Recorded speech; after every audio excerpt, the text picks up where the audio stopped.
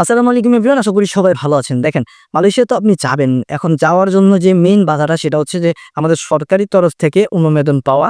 অর্থাৎ মালয়েশিয়া যে কলিং খুলেছে এটা ডাইরেক্ট কনফার্মেশন সরকার থেকে দিয়ে দেয়া। এটার জন্যই কিন্তু আমরা মূলত আটকায় আছি। অ্যান্ড কলিং খোলা যদি একদম মানে বলে দেয় যে কলিং খুলে দিছে, এইজন্য কিন্তু আপনি বিভিন্ন ধরনের নিউজ পাবেন। এটিএন বাংলা বলেন, আরটিভি বলেন, সময় নিউজ বলেন, সব নিউজেই কিন্তু টুকটাক নিউজ পেয়ে যাবেন যে কলিং খুলে দিছে মালয়েশিয়া কলিং, লোক নেওয়া শুরু হয়ে গেছে।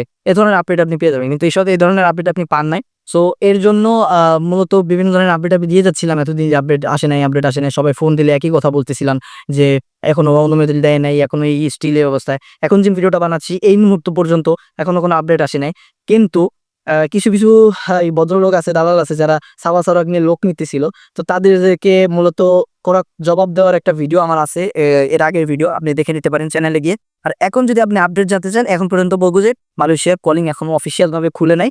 সো এক্ষেত্রে কেউ যদি বলে কোনো তারিখ দিয়ে বলে যেই তারিখে খুলে যাবে পাসপোর্টটা জমা দেন বা টাকা পাসপোর্ট জমা দেয়, এই সব কথা যদি কোনো এজেন্সি বলে তাদেরকে আপনি অবশ্যই টাকা পাসপোর্ট কোনোটাই জমা দিবেন না, কারণ অফিসিয়াল কোনো ঘোষণা আসেনি।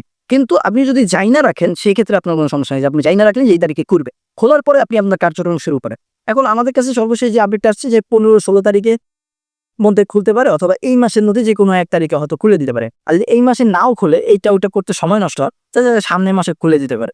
কারণ সিন্ডিকেট মাইনেই যে খুলতে হবে এটা সিওরিটি কিন্তু আমরা 90% পেয়ে গেছি। সিন্ডিকেটটা কি, মালয়েশিয়া বলছে যে তাদের পছন্দ অনুযায়ী 25টা 50টা 100টা রিক্রুটিং এজেন্সি যেগুলো ছিল আগে, তাদের মাধ্যমে তারা লোক নিবে, প্রসেসিং করবে, ভিসা প্রসেসিং ইত্যাদি সব করবে। যে বাংলাদেশ সরকারের কথা হচ্ছে যে কম টাকার মধ্যে বাংলাদেশের সবগুলো এজেন্সি অ্যাবিন করে দিবে তারা, যাতে ওইগুলোর মাধ্যমে তারা যেতে পারে। এই জিনিসটার জন্য কিন্তু এতদিন হোল্ডিং হয়ে আছে। অথচ নেপাল, ইন্ডিয়া, ভারত সহ 11টা দেশ থেকে মালয়েশিয়া লোক নেওয়া শুরু করে দিছে। এবং তারা যদি ভালো ভালো ব্র্যান্ডের চাকরি পাওয়া শুরু করে দেয় এবং সেখানে যদি ভালো চাকরি পায়, সবকিছু পাওয়া শুরু করে দেয়, সেক্ষেত্রে কিন্তু মানে বাংলাদেশি প্রবাসীরা খুবই একটা ভোগান্তিতে পড়বে। টাকাগুলো দিয়ে যাবে ঠিকই, কিন্তু সেখানে গিয়ে ভালো জায়গা পাবে না থাকা, বিভিন্ন ধরনের প্রবলেম ফেস করবে। আবার কোম্পানি ভালো হয় কিনা সমস্যায় পড়তে পারে, এরকম ধরনের সমস্যা হইতে পারে। এই জন্য এইসব জিনিস মাথায় রাখা বাংলাদেশ সরকার মূলত চেষ্টা করতেছে। আসিফ নজরুল উপদেষ্টা স্যার কিন্তু এর আগের ব্রিফিং এ বলছেন, ডিরেক্ট বলছে হাতে দুটো অপশন আছে। একটা হচ্ছে মাইনা নিতে হবে যা বলতেছে মালয়েশিয়া তাই, আদারওয়াইজ না মানলে মালয়েশিয়া কলিং খোলা হবে না। এই দুইটা, তো এর মধ্যে অবশ্যই খুলতে হবে। 18,000 শ্রমিক আটকা পড়ছে, তাদেরকে নিতে হবে। সো তাদেরকে তাদের জিনিসটা বিবেচনা করতে হবে। আবার যদি অন্যদিকে মনে করেন যে কলিং না খুলে এতগুলা পরিবার তারা ভোগান্তিতে পড়বে, 18,000 শ্রমিকেরাও ভোগান্তিতে পড়বে, এরা তো অলরেডি আটকে গেছে, আবারও আটকে যাবে। আবার নতুন যারা প্রবাসী যাওয়ার আশা রাখছে মনে, তারাও আটকে যাবে। সেই সব জিনিস চিন্তা ভাবনা করে না মূলত এই মাসেই খোলা কথাবার্তা চলতেছে। শুনলাম যে মালয়েশিয়া তারা আবার যাবে, এরকম কথাবার্তা বলবে। আর ফাইনাল ডিসিশন এখনো যেহেতু আসে নাই, কতক্ষণ পর্যন্ত আমাদের অপেক্ষাই করতে হবে। কেউ যদি কোনো ধরনের টাকা বা পাসপোর্ট লেনদেনের কথা বলে অবশ্যই করবেন না। মানে মূলত কি বলবো, ঘোরা পেঁচে একই কথা বলবো যে কলিং এখন অফিসিয়ালি খুলতে পারে 15-16 তারিখে, হয়তো আশা করা হচ্ছে। কিন্তু এটা যে একেবারে পার্মানেন্টলি খুলে দিবে এরকম ধরনের গ্যারান্টি আমি দিচ্ছি না ভাই। কারণ গ্যারান্টি দিলে হয় কি, অনেক সমস্যায় আমি পড়ে যেতে পারি। ঠিক আছে? সো ট্রাস্টেড ওয়ে যদি আপনার লাগে যে ট্রাস্টেড কোন এজেন্সি খুঁজতেছেন, আপনি যাবেন তাদের মাধ্যমে, তাহলে আমাদের সাথে যোগাযোগ করতে পারেন। আমিন ট্যুরস অ্যান্ড ট্রাভেলস, আব্দুল্লাহপুর দক্ষিণখানে আমাদের অফিসের ঠিকানা।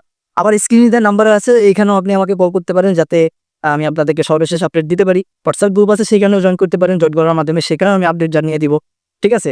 তো আজকের মতো মূলত এখানেই ভিডিও শেষ করতে হচ্ছে। ভিডিওটা বেশি লম্বা করতে চাচ্ছি না। আপনাদের এটা জেনে রাখা উচিত, টাকা পয়সা পাসপোর্টের কোনো কিছুই আপনি দিবেন না কাউকে, যতক্ষণ না আপনি অফিসিয়াল ডেট পাচ্ছেন। অফিসিয়াল ভাবে বলা হচ্ছে এত তারিখে খোলা হবে, অথবা খোলার পরেই আপনি জমা দেন, সমস্যা কি, তারিখ যাতে হবে না, খুলছে এরপরে আপনি একটা সময় গিয়ে জমা দেন। আপনার যে আগেই জমা দিতে হবে এরকম কোনো শর্ত নেই। আর আগে জমা দিলে যে আপনি আগে আগে যাইতে পারবেন এরকম কোনো শর্ত নেই। তো সবকিছুর দিক বিবেচনা করে আপনাদেরকে এইটুকু বলবো, ট্রাস্টেড এজেন্সি লাগলে আমাদের কাছে আসতে পারেন, অথবা আপনার ট্রাস্টেড কোনো এজেন্সি থাকলে তাদের সাথে যোগাযোগ করতে পারেন। কিন্তু সবকিছু করবেন কলিং খোলার পরে। আর সাবা ও সারোয়ার নিয়ে যদি আপনার কোনো ধরনের কনফিউশন থাকে, আপনার যদি যাওয়ার খুবই ইচ্ছা থাকে, তাহলে এটা সত্যতা, মানে এটা সততা কতটুকু, এটার পেছনে কতটুকু সত্য লুকিয়ে আছে, বা মানুষ যে প্রমোট করে সাবা সারোয়ার, এটার পেছনে কতটুকু রিয়েলিটি আছে, এটা সম্পর্কে যদি আপনার জানতে হয়, তাহলে আমাদের এর আগের ভিডিওটা দেখতে পারেন। এই ভিডিওটারই আগে ভিডিওটা আপলোড দেওয়া হয়েছে, নতুন ভিডিও, সো এটা আপনি দেখতে পারেন। সো আপনাদের জন্য আমার এটুকুই আপডেট ছিল সর্বশেষ। সবাই ভালো থাকবেন, সুস্থ থাকবেন। দেখা হচ্ছে নেক্সট কোনো ভিডিওতে, নেক্সট কোনো টপিক নিয়ে। ততক্ষণ পর্যন্ত আপনাদের সুস্থতা কামনা করে আজকের মতো ভিডিও এখানেই শেষ করছি। আল্লাহ হাফেজ।